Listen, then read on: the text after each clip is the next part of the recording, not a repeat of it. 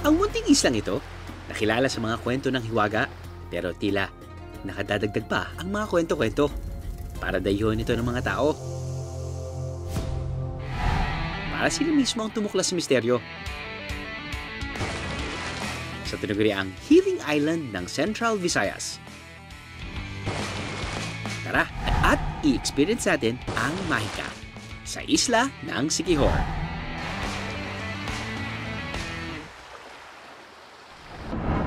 May kung anong gayumang taglay ng malapulbos nitong buhangin, asul na tubig, at nagtatayugang palm trees.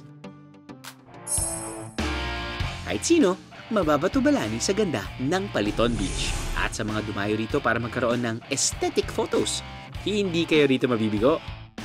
Meron kasing tutulong sa inyo rito para mas ma-level up ang inyong videos. Ang mga human drone.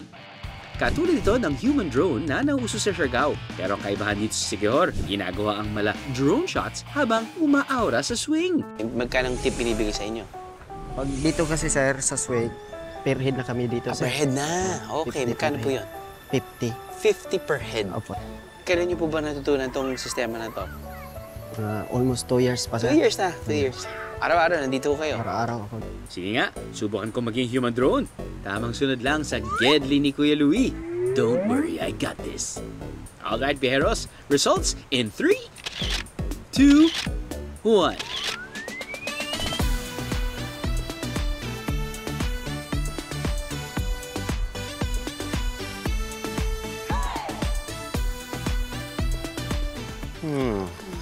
Sensya na, first time ko lang ah.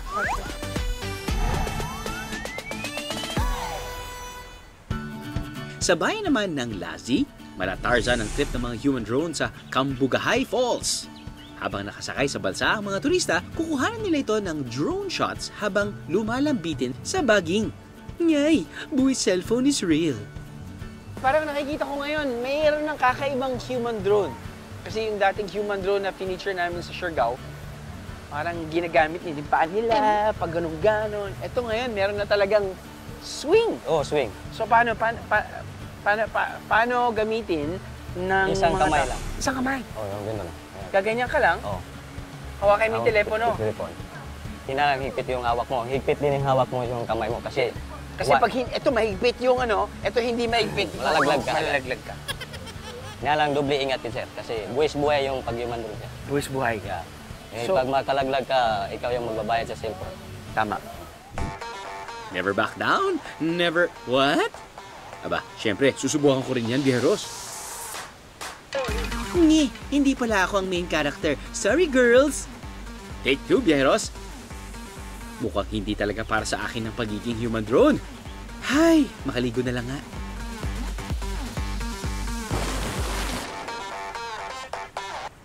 Kadalasan sa mga falls, kailangan pa mag-trek ng pagkahaba-haba.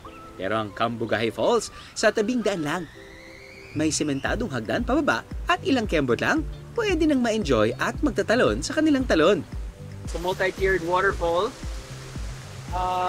Each waterfall has, you've got your, the swing na ginagamit ng mga turista to jump off towards the fall or towards the pool. And at the same time, ginagamit din ng mga tour guide to do their human drone. Sinubukan ko yung ginagawa nila using the swing. Yung initial worry ko was, I can just head back out. I can swing out. Pero yung pabalik, abot pa ako dyan safely. Apparently, you can just, swing back safely and land safely as well.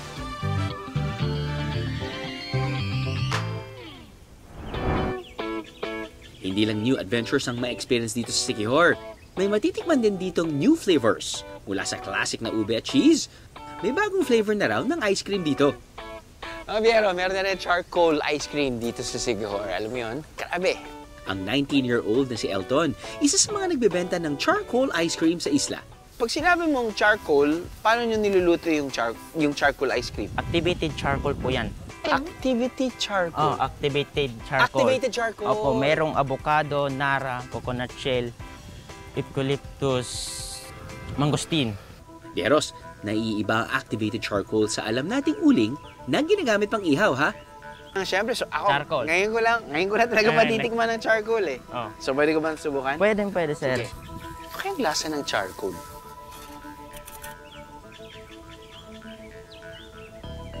So, mukha nga siyang, actually parang siyang chocolate. Actually, hindi, parang siyang charcoal eh. Opo. Or parang siyang dark ube. Opo. Anyway. Parang- Bukod sa pangingitim sa itim, ay sa ngipin, so may tamis siya. Opo. Tapos meron siyang, masarap siya, by the way. Masarap siya. Yung ba yung maliliit na ano na, Yan yung charcoal po. yun yung charcoal. Opo. Yan po talaga. Meron po bang health benefits ito? Meron po. Ano yung health benefits? Sabi nila makakuha daw ng UTI. Magkakaroon ako ng UTI? Hindi, makakuha ng mga UTI po. Para kung may UTI ka, Opo, may UTI. Parang matatanggal yung... yung UTI. Ay, yung UTI. May ilang scientific study na nagsasabi na nakatutulong daw sa kalusugan ng bato o kidney ang activated charcoal. Pero ayon sa World Health Organization, mas ginagamit ang activated charcoal para sa emergency treatment ng mga overdose at poisoning. Pang-whiten ng teeth daw po. Pang-whiten ng teeth. Cut last mo na yan. Makakuha din ng... Hindi nga. Pampabuti ng ngipin ito? Paputi din po. Dahil nag-aaral pa si Elton, naging katuwang na niya ang kanyang pamilya sa negosyo. Ang tatay niya ang kadalasang gumagawa ng ice cream. At minsan, ang kapatid naman niya ang naglalako nito. Para magawa ang charcoal ice cream, paghahaluin ng cassava flour at gata. At magdamag itong iiwan sa lalagyan na may yelo para umalsa. Skim milk ang gamit nilang pampalasa. Ginagamitan ito ng green at violet food color para hindi itim na itim ang kalalabasan ng kulay nito. Hahaluan din ito ng asukal. Panghuli, ang special ingredient na activated charcoal. Mano-mano nila itong hinahalo hanggang makuha ang tamang texture. Lalagyan ng yelo ang paligid ng lalagyan at sea salt na nakatutulong para mabilis ang pagtigas ng ice cream. Iiwan ito ng 1 hanggang 2 oras para tumigas. Kadalasang nakapwesto sina Elton sa entrance ng Cambugahay Falls. At ibinibenta nila ang kanilang mga sorbetes ng 30 pesos kada piraso. Pwede ko ba subukan yung 2 favorite flavors ko in the whole wide world? Pwede po. Avocado, pati ube. Pati ubi po. Talaga? Oh my God. Ang tinatawag ko dito, Joker ice cream eh. Kasi Joker ito yung ice kulay cream. ni Joker eh. Panalo din siya. Panalo din siya. Sa pagtatapos naman ng araw, payapang panoorin sa isla ng Siquijor ang paglubog ng araw. Para sa mga adventurous, pwede raw samahan ng talon ang paglubog ng araw sa tinatawag na sunset diving sa kanilang bangin. Pero makailang paglubog at pagsikat man ng araw, nakatatak na sa mga Siquijod noon ang kultura at tradisyon ng kanilang espesyal na paraan ng panggagamot. Ang isla kasi ng Siquijor, tahanan din ng ilang henerasyon na nila ritong mga mananambal. Nakilala namin si Nanay Juanita, nakabilang sa sikat na pamilya ng mga manggagamot o mananambal. Kahit malayo sa bayan, dinarayo sila ng mga lokal at turista para sa kanyang healing massage at pamosong tuob o steam inhalation. Sa kanilang paniniwala, nakatatanggal daw ito ng mga sakit at sumpa. Iba ito sa alam nating tuob o suob. Biyeros, imbis kasi na sa mukha itatapat ang usok, inilalagay ito sa ilalim ng upuan. Dati raw ginagawa ang tuob sa loob ng bahay ng mga mananambal. Pero dahil nawawalan ng privacy ang mga nagpapagamot, binago na nila ito. Ngayon, meron na silang hiwalay na balay pahauli o healing huts para maging mas hygienic ang panggagamot sa mga bisita. In the healing huts, we built 2 rooms. One is for tuob and the other room is for the massage or the hilot. And we also provided a full functioning comfort room. Aside from that, we also trained the community members on safety and sanitation. Bago sumalang sa tuob, susuriin muna kung maayos ang pulso ng susubok ng tuob. So, itong fumigation is to take away bad spirit. Ito Well, ang pausok. Usok. Sabi po ng asawa ko kuminsan para akong may bad spirit. Siya mismo nagpadala sa akin dito sa Siquijor. Ganun ba? Opo. Ito ang sumpa. Gawa ito sa mga kahoy na galing sa bundok, Opo. sa dagat. Yung collection namin 7 Friday Pag ito before the Holy Friday. Ang pinakatampok na bahagi ng tuob, ang paglalagay ng abos sa baga. Ito pong ginagawa ko, para saan po ito? Pagpaalis sa mga bad spirit, sa mga buyag-buyag, Buyag-buyag po. yeah, at saka pagpaalis sa mga ano sa katawan natin. Masamang karamdaman. Masama. Opo. Gaano katagal po yung mga pasyente nyo dito na nakaupo? Depende kapag mawala ng usok, Opo. yan. 3 minuto mula nang sinimula ng tuob, naubos na ang usok, kaya sunod naman akong sumalang sa healing massage. Okay na. Okay na po. Okay. So, Thank you yan. po, Nay. Yan. So, ito So, yung lapel. Hindi nagpapabayad si Nanay Juanita. Donasyon lang daw ng kung ano ang maluwag sa inyong puso. So, first time nating finiture yon, first time nating na-experience yon na uupo ka, tapos nun may umuusok mula sa ilalim. At first, nanihirapan akong huminga dahil nga yung usok at habang kinakausap ko si Nanay, pero may konting problema dahil hindi ko alam kung ilalanghap ko ba yung usok o bawal langkapin yung usok. But anyway, buti nila nga, nung kinover na niya yung katawan ko, meron akong nararamdam na konting init pero hindi ganun ka uncomfortable.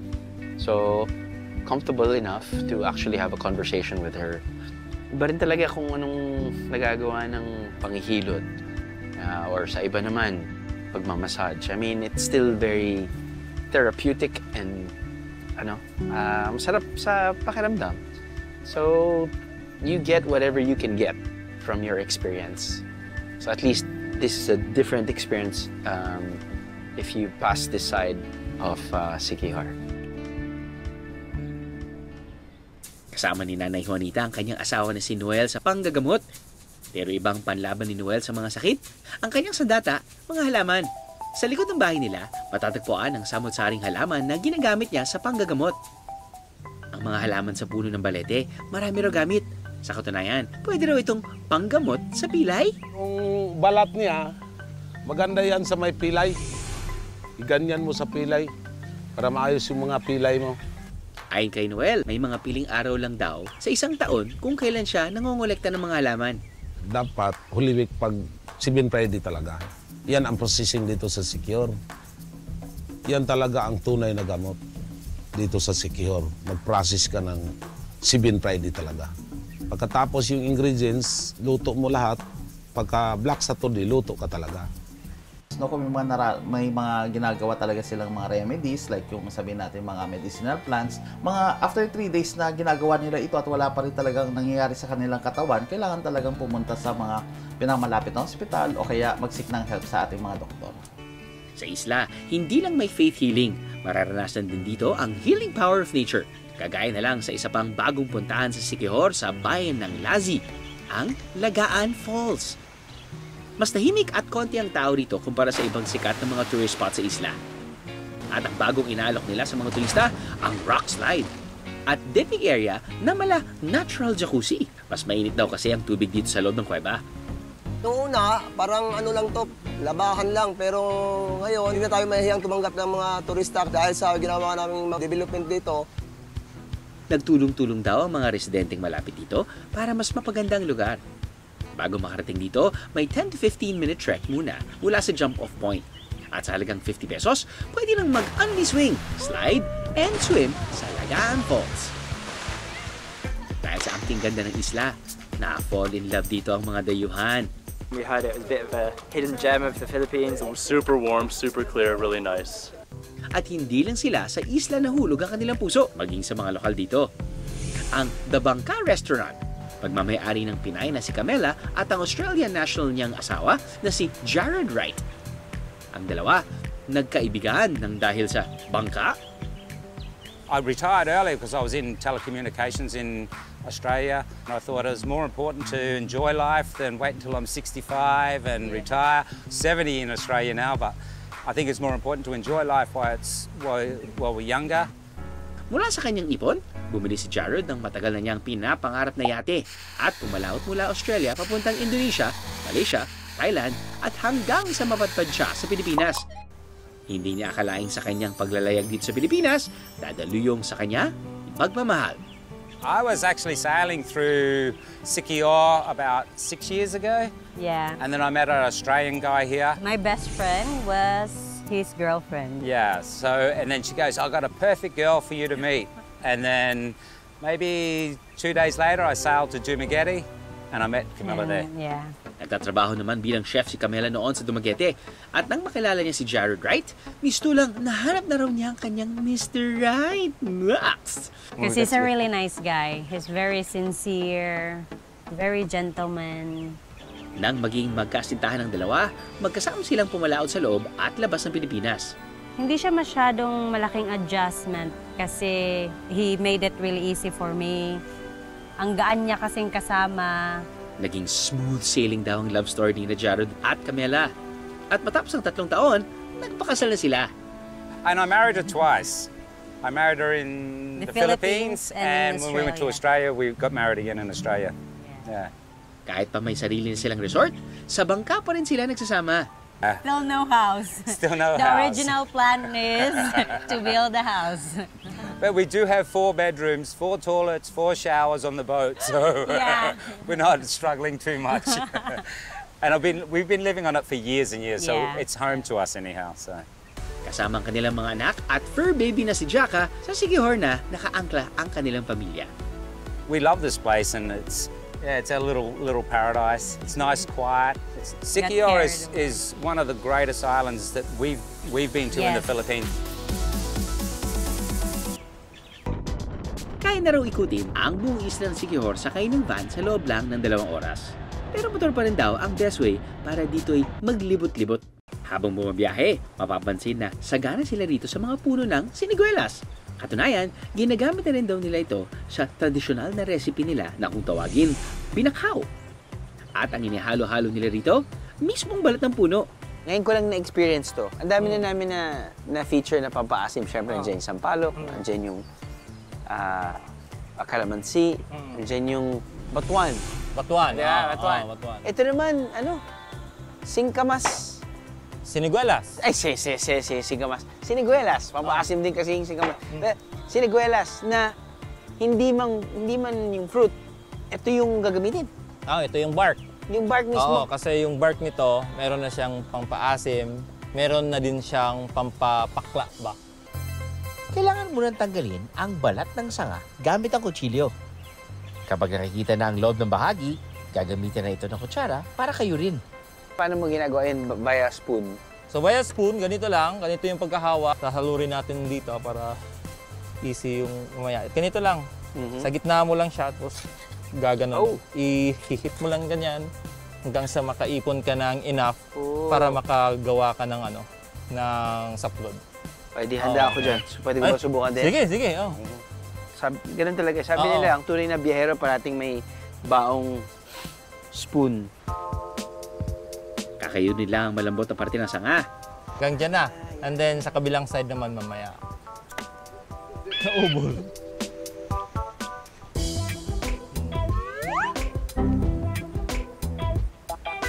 Bakit ko ginawa yan? Hindi ko pa malalasahan yan. Hindi pa masyado. Kailangan talagang concentrated, no? Yes. Bago gamitin sa binakhaw, lalagyan ang saplod ng asin at tubig. Saka ito pipiga-pigain. Padadaanan ulit ang sabaw sa sapal para masala at mas lumasa. Sa ibang lalagyan, ihalo na ang isda sa ibang pang sangkap. At saka padaanan ulit ang sabaw sa sapal para sa pinakahuling sala. At panghuli, pigaan na ito ng kalamansi bago haluin. Parang kinilaw. Kinilaw. Fresh pa yung isda eh. Fresh. So wala siyang lansa. Kinilaw siya dahil alam mong meron siyang citrus na nilalagyan siya ng pampaasim. Pero hindi siya suka. So medyo, kaya nga parang hindi ko alam kung mas mild ba. For me kasi it's my first time, so it's not a strong type of ingredient or flavor na talagang uusbong yung kanyang lasa. So, to the naked tongue, sa akin, baguhan, parang kumain lang din nga ako ng kinilaw. Sa Sa mga beaches sa Sikihor, madaling makahanap ng nagtitinda ng fresh sea urchin. Tirahin na natin yung Okay po. tawag natin dyan, uni, di ba? Yes. Pero sa inyo dito ang tawag. Salwaki. Salwaki. Opo. Sea urchin. Sea urchin. Yes. Pag Bisaya ka po, waki. Waki lang po. Waki. Opo. Pero bago makain ng konting laman ito, kailangan muna itong paghirapan. Treat mo lang. Yan. Sige. Sorry, hindi ganun kakapal ang aking kamay. Yan. Hold mo. Hold ko. Hold ko na lang kamay mo. Yan. Ayun.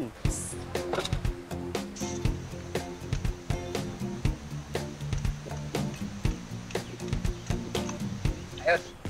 Dahil sa hilig ng mga lokal sa salwaki, makabibili na sa palengke ng bote na puno ng purong salwaki. Meron ding tuyom na ibang variant naman ng sea urchin na mas buo ang laman. Uy, naglalaway na ba kayo mga biyahero? Hehe. Ang Sikihor, nakasabay sa pagbabago ng panahon, pero patuloy na niyayakap ang napakayaman nilang kultura at tradisyon. Saan ka man makarating, hahanap-hanapin ang saya, kapayapaan, at ginhawa na tila dito lang matatamasa. At yan ang taglay na mahika ng kanilang isla.